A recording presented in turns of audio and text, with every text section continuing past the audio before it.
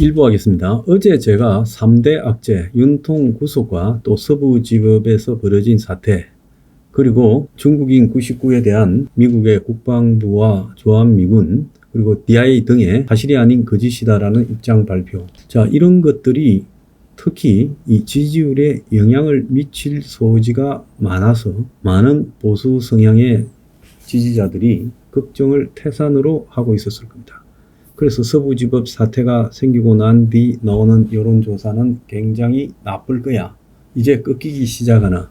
설 앞두고 이 결정적인 대목에서 한 방을 맞나. 근데 어제 펜앤마이크와 여론조사 공정조사에서 윤통 지지율이 고작 2.1% 떨어지고 또 국민의힘 지지율이 0.9% 떨어졌다. 이거는 이 3대 악재에 대한 언론의 이 소나기 공세에도 불구하고 안 흔들렸다는 거다. 그래서 지지율이 더 올라가니 걱정하지 말라고.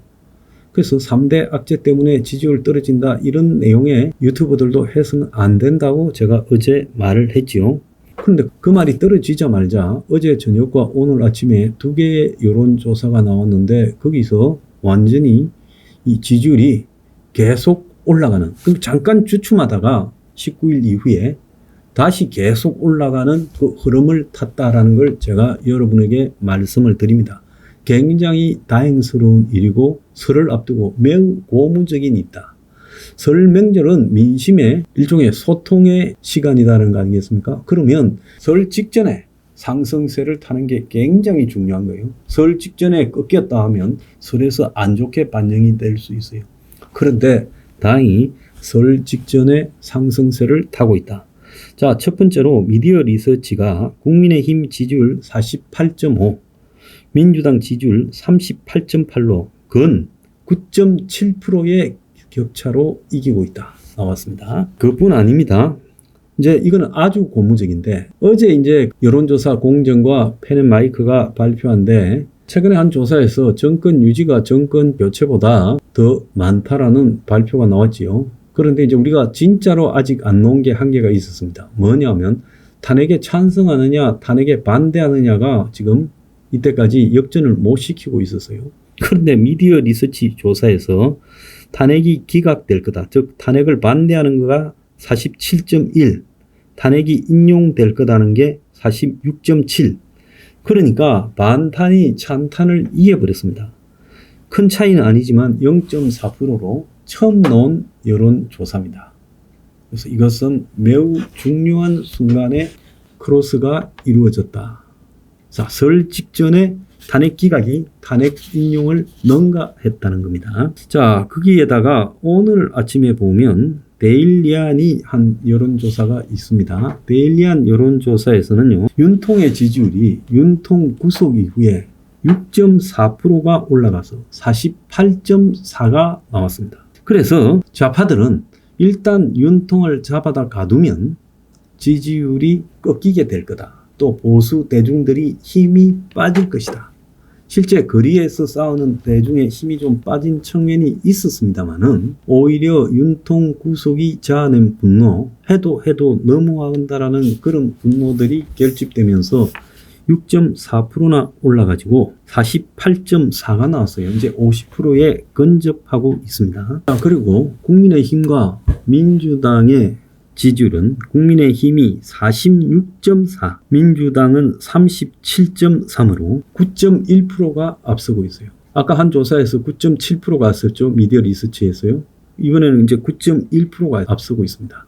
그러니까 지금 여러 조사에서 국민의힘 지지율이 민주당을 근 10% 가까이 앞서고 있다는 게 확인이 됐고요. 자, 또 더 중요한 부분의 하나는 데일리안 공정조사에서 누가 비호감인가 물었을 때 윤통이 45.5, 이재명이 42.8이 나왔어요. 물론 윤통이 이재명보다 2.7이 더 나왔지만은 겸 실패하고 탄핵되고 체포되고 구속되어서 50일을 매도당한 윤통이 이재명이와 크게 차이가 나지 않는 비슷한 비호감도를 보이고 있다는 측면에서는 이재명이 또한 탄핵과 유사한 상태에 빠져 있다. 어떻게 보면 이재명이 민주당 지지자에 의해서 탄핵당할 수 있는 순간에 놓여 있다. 이렇게 봐야 됩니다. 진짜 골 때리는 거는 이제 노는데요. 민주당이 하도 여론조사가 안 믿기니까 자체적으로 여론조사를 해본 모양입니다. 원래 많이 이렇게 해요.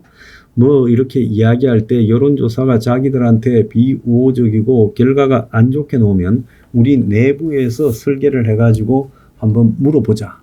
이렇게 해서 이제 한 거예요. 자, 그런데 민주당이 이런 결정을 하기 전까지 뭐 여론조사에 대해서 검열까지 하는 법을 갖다가 지금 만든다고 이렇게 했는데 굉장히 지금 당혹하는 측면이 노출되었지요. 처음에는 보수 성향의 언론과 보수 성향의 여론조사의 장난질이라 그러다가 나중에는 중간 여론조사들도 다 그렇게 나오고 있고 마침내 3대 메이저 여론조사에서도 그렇게 나왔고 편향성이 엄청난 김어준의 꽃에서도 자기들이 받아들이기 힘든 그런 결과가 나왔습니다. 그래서 민주당은 지금까지 이런 보수의 여론조사가 일시적인 보수의 과표집, 즉 시간이 갈수록 과거에는 보수 응답자들은 말을 안 하고 있고 진보 응답자들이 말을 많이 했는데 이제 진보 응답자들의 답변이 줄어들고 보수 응답자들의 답변이 많아서 여론조사의 착시 현상이라고 주장을 해왔습니다. 그런데요, 여기에 대해서 이 한길리서치 홍영식 소장이요, 그야말로 이 정확한 발언을 했어요.